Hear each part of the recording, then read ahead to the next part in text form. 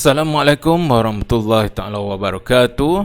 Hari ini kita akan sambung pembelajaran kita dalam tajuk lukisan reka bentuk dalaman kediaman. Untuk hari ini kita akan membincangkan tentang teknik melukis ruang dalaman dengan lukisan perspektif satu titik. Jika sebelum ini pelajar dah belajar macam mana nak membina lukisan perspektif satu titik ruang dalaman apabila diberi pandangan pelan dan pandangan hadapan dalam satu kertas lukisan. Untuk soalan kali ini, kita diberi satu soalan yang mana lukisan pandangan pelan hanya diberi. Okey, dia tak beri pandangan hadapan. Kita tak boleh mengukur ketinggian. Okey. Yang mana lagi satu pandangan pelan dia pula berada di helaian lain. Jadi kita tak boleh nak unjuk panjang suatu ruang dalaman tu. Okey. Hari ni kita tengok macam mana kita nak bina lukisan perspektif satu titik. Sebagai langkah pertama, daripada pandangan pelan, okey, pelajar dikehendaki membahagikan kedalaman dengan kelebaran kepada beberapa bahagian. Okey. So hari ini saya nak bagikan bahagian ni kepada 12 bahagian. Kita ambil sisi dalaman dia. Okey, kita ambil bucu belah dalam dinding ni. Kita unjurkan kat luar lah. Saya unjurkan kat luar. Okey, so daripada sini kita buat lengkuk yang biasa. Kita ambil start center end. Okay. So kita dapat satu lengkuk kat sini. Kita copy. Guna jangka lukis. Banyak 12 bahagian. 1, 2, 3, 4 5 6 7 8 9 10 11 12. Okey. So daripada sini bahagian yang paling hujung kita sambungkan ke dinding paling hujung. Okey. Dia tak kena ni. Okay, kita sambungkan dinding paling hujung. Kemudian daripada sini kita unjurkan, kita copy pada setiap skala tu. Macam biasa kita buat pembahagian garis Okay, kita bahagikan untuk pandangan sisi dan pandangan untuk lebaran dia dengan panjang dia. Okay, lepas tu saya trim sini.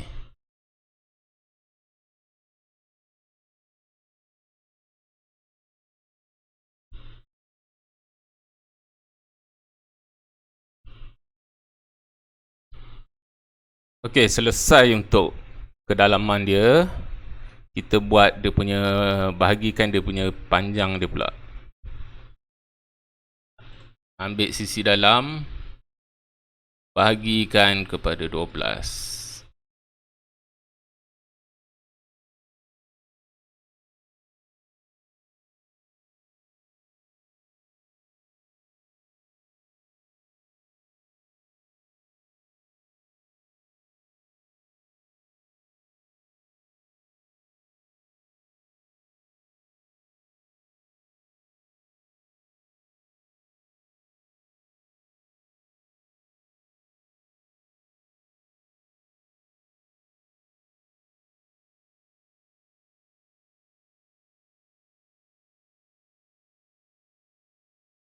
Okey, daripada sisi yang kita dah bahagi tu, kita unjurkan secara menegak dan melintang.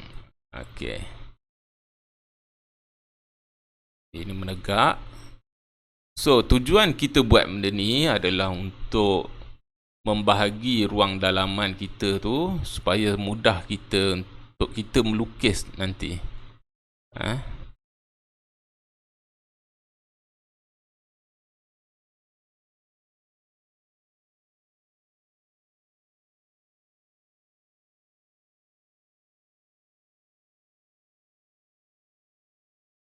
Okey. Ini hasil kita bila kita dah bahagikan panjang dengan lebar ruang dalaman bagi bilik kita. Langkah seterusnya, okey, kita pergi kepada kertas jawapan kita. Kita kena mencari titik lenyap. So, macam mana kita nak cari titik lenyap? So, di sini ada titik awal dengan titik akhir bahagian dinding dalaman. Okey, so daripada sini awak carikan titik tengah.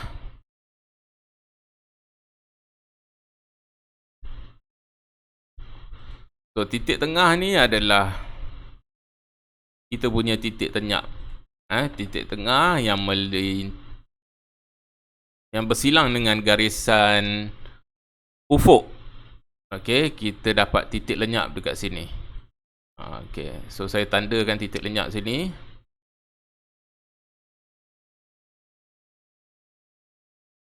Okey, lepas kita dah dapat titik lenyap, maka bolehlah kita bina lukisan kita bermula dari titik lenyap. Kita sambungkan ke pucu dinding dalam.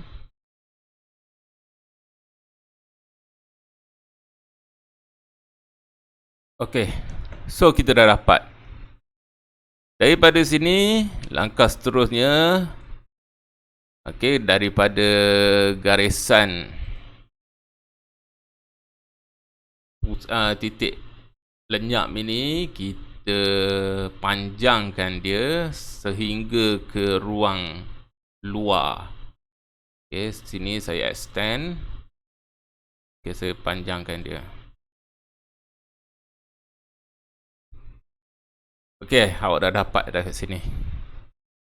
So, kat mana dinding dalam dia? Okey, sini saya highlightkan dinding dalam dia. Dari sini pergi ke sini. Ini bucu dinding dalam dia. So, kita kena ikut yang ni lah.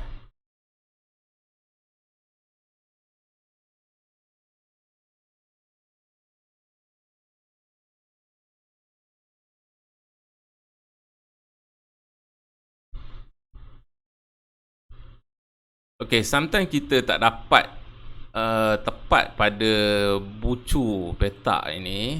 Tu tak apalah. Kita ikut unjuran, jangan ikut bucu ni. Tu tips yang pertama. Okey, seterusnya kita dah dapat titik garisan unjuran. So, kita katakan saya padam kat sini. Okey, ini ruang dalaman bilik kita. So, ini garisan ufuk. So, daripada garisan ufuk ini, okay, kita kena imagine pandangan mata kita berada di paras garisan ufuk sini. Okey, sekarang saya dah siap buat gambaran pasal awak lah. Okey, kalau kita tengok, perhatikan kat sini, garisan paling hujung, awak punya kedudukan kaki, ini kedudukan pinggang, dan seterusnya yang ini, warna kuning ini, kedudukan mata awak. Okey. Okey. Langkah seterusnya, daripada ruang lukisan, kita bahagikan ketinggian, kelebaran dengan panjang ruang dalaman ni kepada 12 bahagian juga.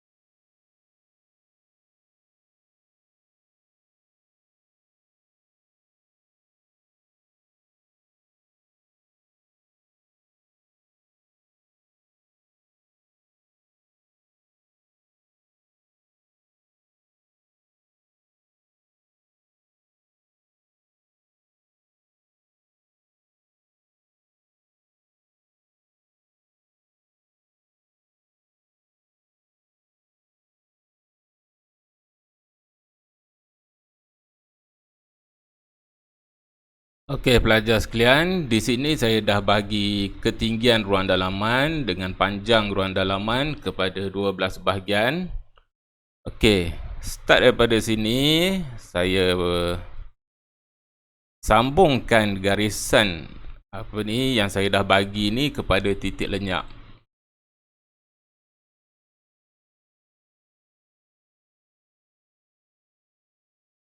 Selepas saya dah sambungkan garisan yang kita bahagi ni kepada titik lenyap, okey, kemudian saya akan sambungkan garisan unjuran ini kepada dinding luar ini. Okey, so kita boleh tengok. Okey, saya extendkan.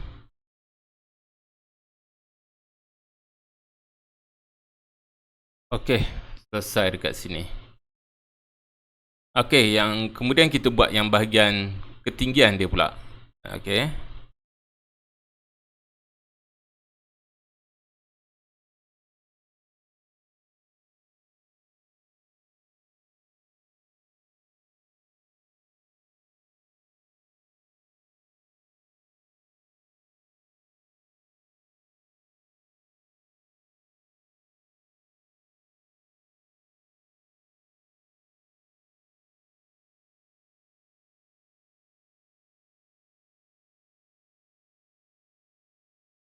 Okey, para pelajar sekalian. Okey, di sini saya dah bagikan ketinggian ruang dalaman dengan panjang ruang dalaman kepada 12 bahagian.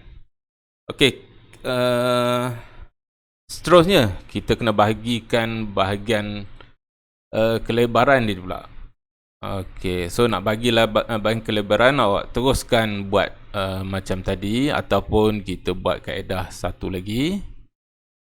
Okey, kita ambil daripada bucu ni sampai ke bucu luar, bucu dalam sampai ke bucu luar. So, garisan persilangan ni kita buatkan garisan mendatar. Macam ni.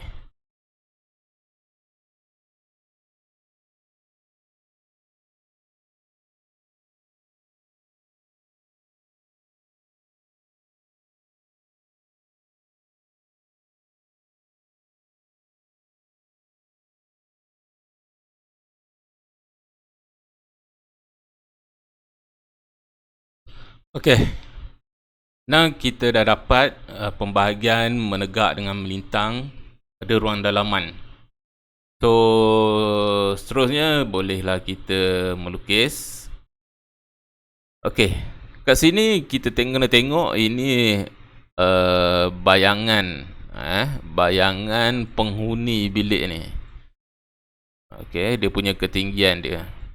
Kita nak dapat dia punya ketinggian dia je. Okay, that's why kita kena bayangkan aras mata individu sama paras dengan garisan ufuk. So, apa yang kita kena buat kat sini?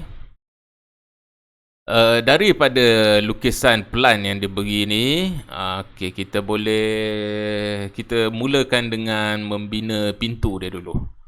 Okey, kita mulakan membina pintu. So, kita tengok kat sini pintu dia. Jarak garisan ni hampir ke 1 unit, jarak pintu 3 unit lebih, and then jarak ke 4. Jadi 1, 2, 3, 4, 5, 6. So kita perlukan 6 petak dekat sini. Okey, ini 1.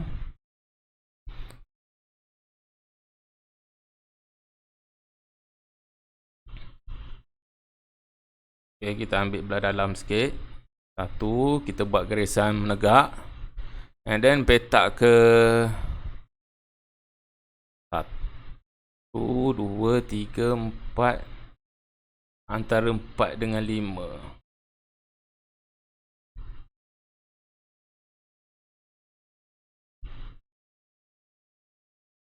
1, 2, 3, 4, 5. Antara 4 dengan 5, kita ambil, kita unjurkan ketinggian dia.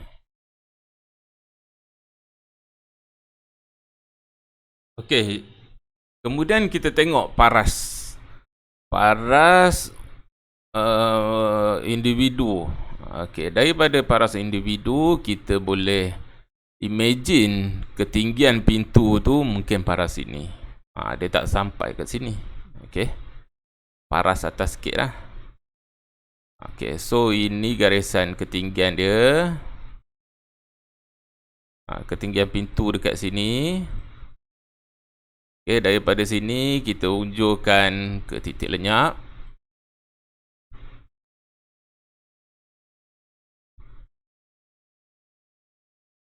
Dari titik lenyap, kita ada persilangan dengan garisan dinding dalam. Kita buat garisan melintang.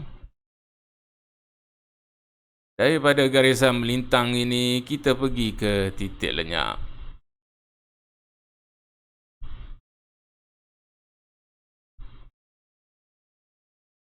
Okey, so daripada unjuran ini, kita pergi ke bahagian dinding luar sebelah dia. Kita extend. So ini ketinggian pintu kita.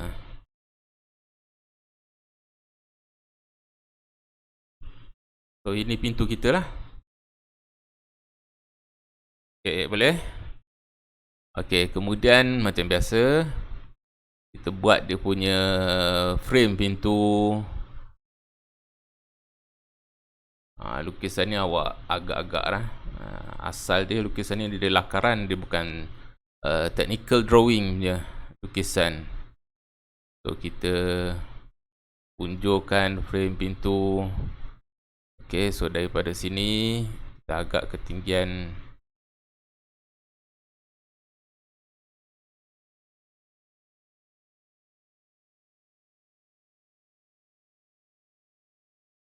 Okey, ini kita punya pintu.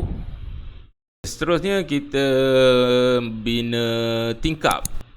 Okey, so tingkap di sini kalau kita perhatikan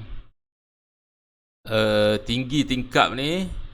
Okey, sebelum tu kita tengok dia punya kedudukan daripada lantai. Okey, tingkap dia, jarak dia 3 unit dari petak luar.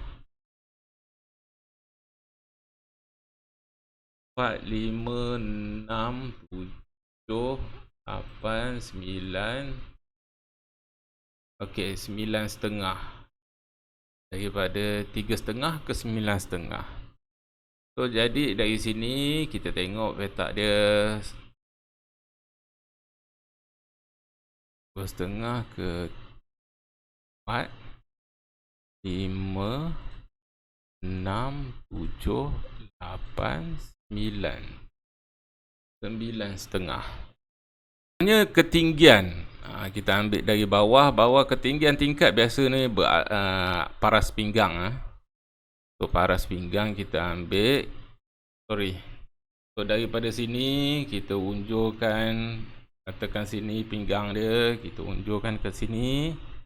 Dari sini kita masukkan ke titik lenyap. So kita dapat dah ketinggian tingkap untuk tingkap sisi. Okay.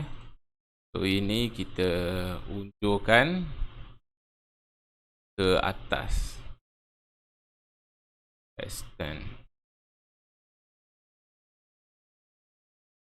So, ketinggian tingkap biasanya sama dengan ketinggian pintu. Awak kena tahu lah. Kalau tak percaya, pergi tengok rumah awak punya tingkap.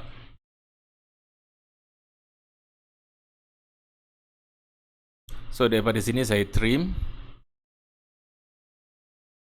Okay, untuk dapatkan tingkap tu. Okay, so kat sini saya dah dapat tingkap. Dia punya garisan tengah tu. Awak tengoklah petak ke berapa dia. Kalau macam ni, petak ke 1, 2, 3, 4, 5.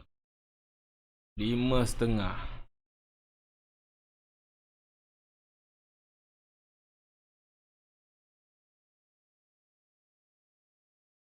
Okey, seterusnya sofa. Okey, sofa dia punya ketinggian dia biasanya berada di bawah frame bawah tingkap. Okey. Okay, apa kita kena buat sekarang? Kita ambil, kita unjurkan kat sini. Pergi ke titik lenyap.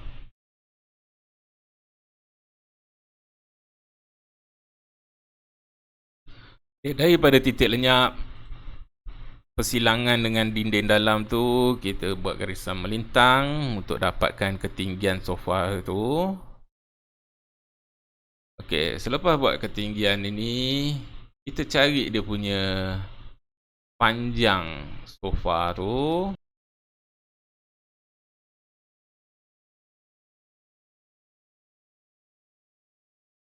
Kita pergi balik pada ruang kita.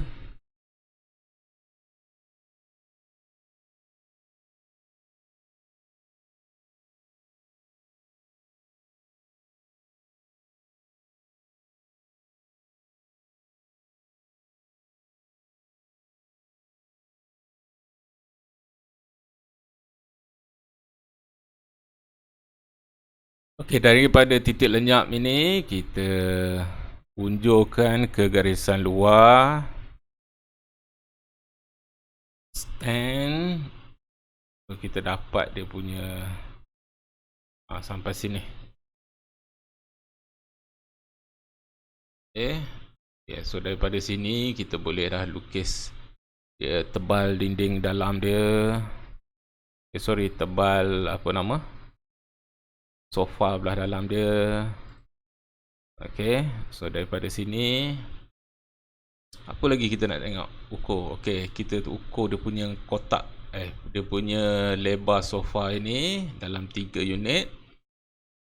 So kita boleh kira kat sini dalam 3 unit 1, 2, 3.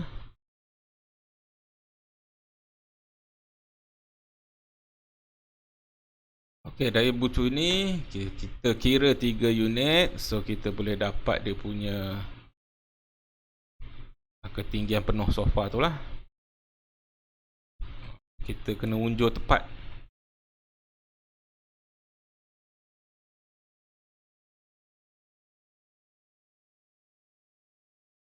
Okey.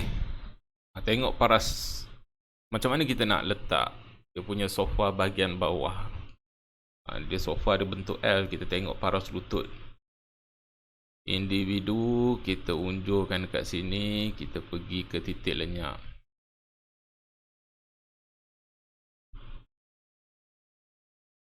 So daripada sini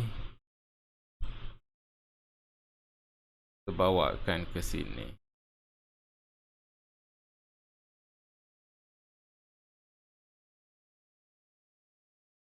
Okay, kita buat melintang.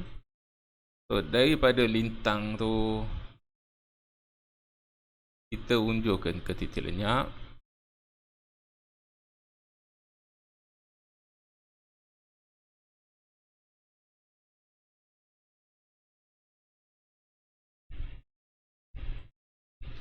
Okay, so daripada sini ke ruang hadapan kita extend.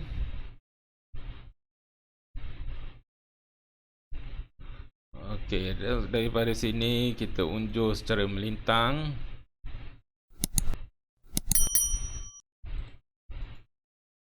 So di sini dia punya bahagian apa nama? Bahagian sofa tu tadi.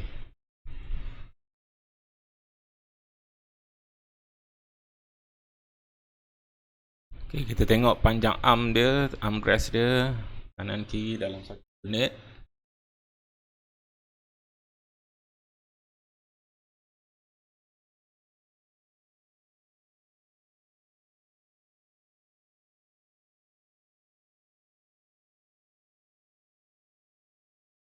Okay, sebelah kanan pun sama.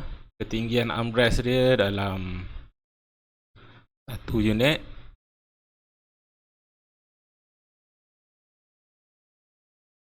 Okay, daripada sini kita pergi ke titik lenyap.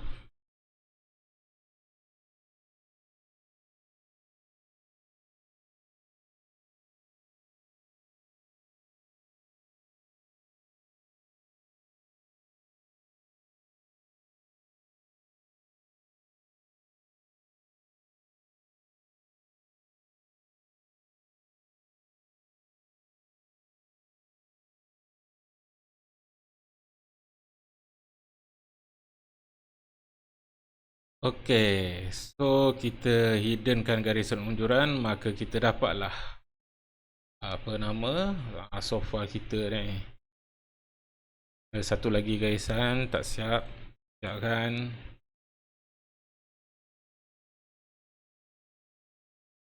Kemudian kita lukis dia punya tingkap gunakan garisan objek.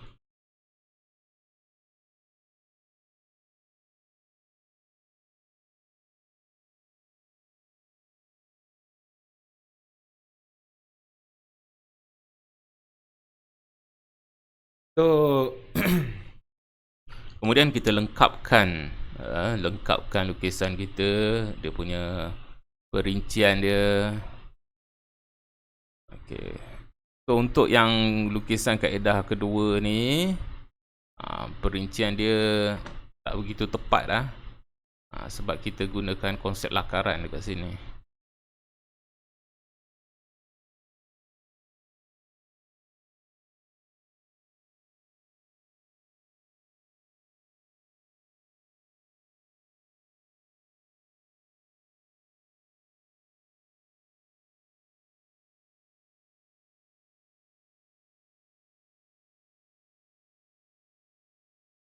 So maka jadilah kita punya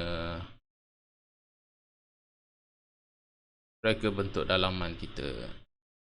Baik pelajar-pelajar sekian, ini adalah lukisan yang telah saya kemaskan. Okey. So selamat mencuba.